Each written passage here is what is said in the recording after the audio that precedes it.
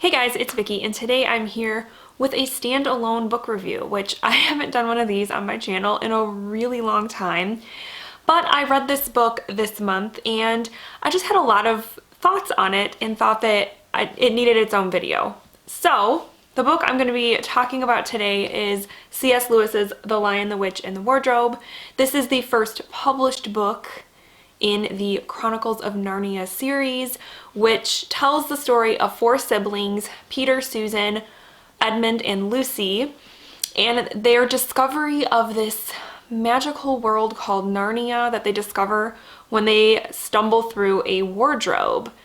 And Narnia, like I said, is kind of a magical place, but it is currently a kind of sad place. It's in a permanent winter where there is never Christmas because this witch, who is known as the White Witch, has taken over, and so it's not a very fun place to be. So before I go into any more sort of discussions about this book, I should probably say it's going to be kind of hard for me to really talk about some of the themes and symbols and stuff in this book without getting into spoilers. So if you don't want to be spoiled, if you don't know the details of this book, I would suggest that you go back and read The Lion, the Witch, and the Wardrobe and then come on back and watch, because I am probably going to give away some spoilers, and because I kind of have to be able to really talk about some of the themes and stuff in the book. I first read this book when I was in 6th grade. It was a class read that we all read together,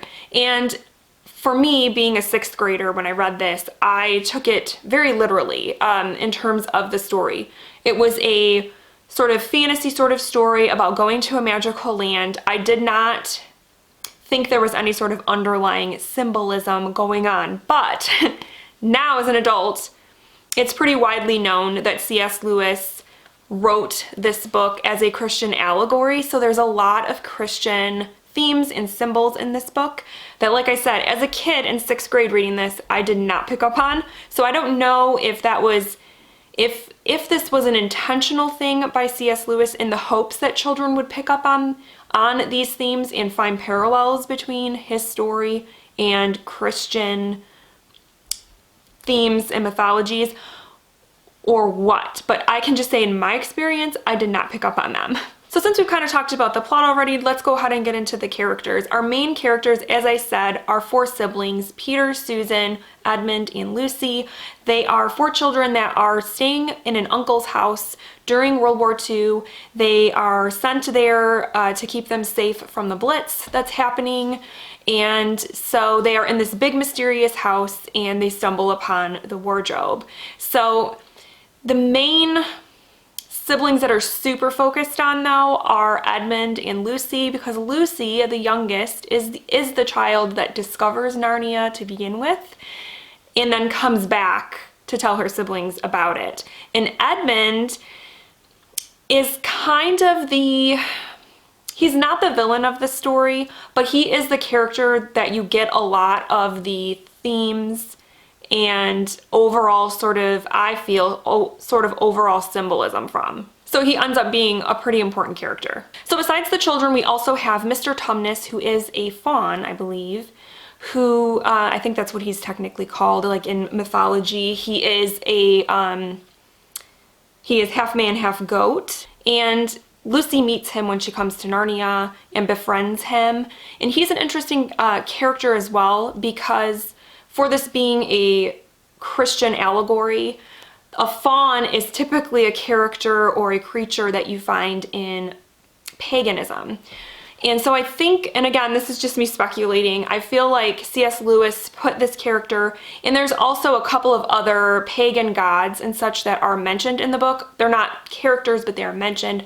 I think that he kind of inserted the pagan sort of talk a little bit in this book to kind of show that though he personally believes that Christianity is the cream of the crop in terms of religions, and obviously it was his religion of choice, he felt that other religions could also coincide with his religion, that they weren't necessarily bad, which probably went against a lot of the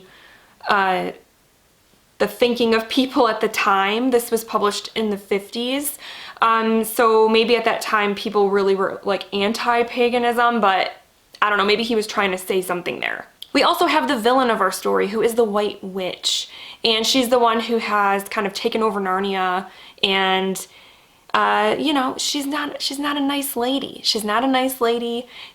She turns people and creatures into stone. If she finds them to be disagreeable, she's just not a nice person. She's the villain of the story. What else can I say about her? And then lastly, we have Aslan, who is this lion that you see here on the cover. He is sort of the hero of the story, and I'll get into him and his character a little more when I get into more of like the Christian themes and symbols. So as I said, this book has a lot of Christian symbolism in it, a lot of themes. Like I said, I feel like Edmund was a huge part of showing some of that stuff, because he is the character that is kind of tempted, manipulated, misguided by the White Witch. When he comes to Narnia, he meets her initially, and she basically wins him over with Turkish Delight, which is a dessert, I guess. I have never heard of it before, so obviously I've never tried it. I don't know, is it something that's tasty? Any of you guys out there that have had Turkish Delight? Should it be something I try? I don't know.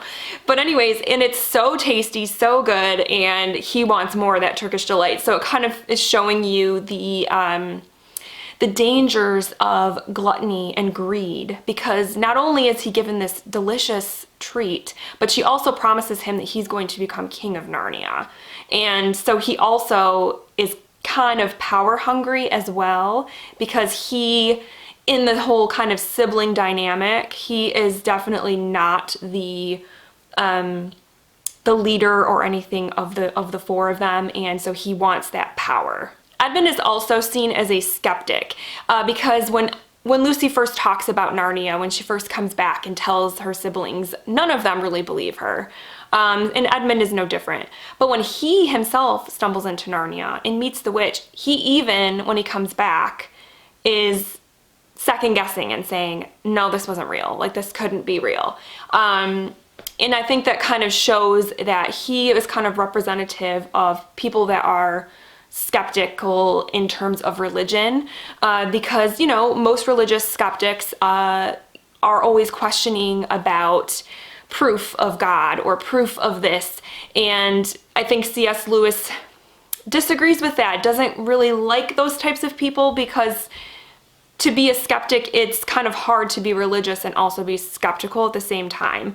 So much about having a religious faith is blindly believing, and just having that belief and not needing the proof that a God exists or what have you.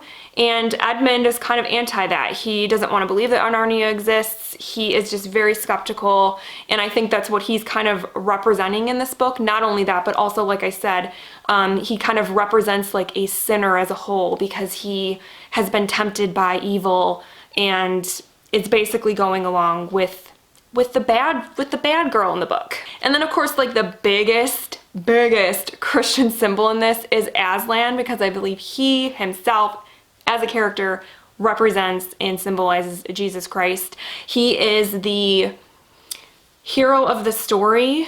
He is, when first talked about, this sort of mythical being. People haven't seen him in a long time, but the children, even though they have never met him, they immediately feel this sense of calm and this sense of trust in him, even though they don't know him at all.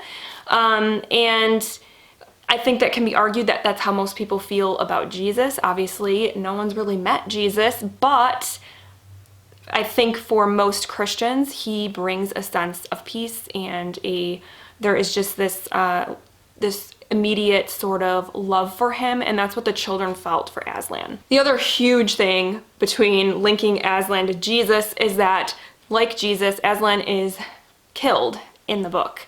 So yeah, that's one of the big spoilers if you didn't know it. And he is killed in a very similar fashion to Jesus, in that he offers up his life to save Edmund, because the White Witch wants to take Edmund's life, and so he basically dies for Edmund to save him, similar to how Jesus died for all of his followers, for all of their sins. And willingly went to his death, and that's what Aslan does in this book. And then the people that are there to kill him, the White Witch and all of her followers, they cut off his mane, they stab him, they demean him, they tie him to a rock, and she stabs him to death. And so in a very similar way, he kind of dies for the sins of one individual, whereas Jesus died for everybody's sins. But there's definitely a link there. So yeah, there's a ton of Christian stuff in this book. And this is not a very long book at all, but when you kind of look into it further, all of the things there are pretty obvious. The main themes I found in this book were themes of the dangers of greed and gluttony, which we saw with Edmund, with being so easily taken by the White Witch and willing to give up his own siblings, in betraying his own siblings in order to have power and Turkish delight. But there are also themes of redemption here, because in the end, Edmund ends up rejoining the side of his siblings in Aslan and becomes a good person in the end. So he sins, he makes mistakes, but he redeems himself in the end. Also, like I mentioned when I was talking about Edmund being skeptical, there's a lot of talk about, not direct talk, but there is a lot of themes of faith and how to be a faithful person when it comes to Christianity specifically. You have to just have a sense of believing without seeing, and just knowing in your heart that those things are true, which is true for all religions, but in this we're talking about Christianity. And then lastly, of course, we have the whole theme of good versus evil. We have Aslan the good, we have the White Witch who is bad, there's a big battle in the end, and good wins. So yeah, that's a pretty basic theme. So overall, there was a lot of things in here that as a child I just did not pick up on, but reading it as an adult and kind of having in the back of my head, knowing that there were going to be things, that this was a Christian allegory, knowing that going in the second time, I picked up on a lot of things, and I just thought it was interesting, and I knew that this was going to be a lot to talk about, and that's why I wanted to do a standalone video for this. So yeah, this is, like I said, the first published book in the Chronicles of Narnia. There are 6 more books that I'm hoping to read, though I don't think I'm going to do standalone book reviews of every single one, because I just don't think that's going to happen. But let me know down below if you have read The Lion, the Witch, and the Wardrobe. What did you think of it? Did you pick up on all of these themes? Specifically, did you pick up on them as a child? Or were you reading it as an adult with a more critical eye and then kind of notice this stuff? Because I think that's very interesting that this book is for children, and on the surface is a great adventure story about a magical land, but then it also has all of these other themes going on. Did you see them as a child or not? Yeah, let's talk about it. Overall, I enjoyed this book, and I'm looking forward to reading the rest of the series. So yeah, that's all I have for today, guys. I hope you are having a wonderful day, and I will talk with you soon. Thank you so much for watching.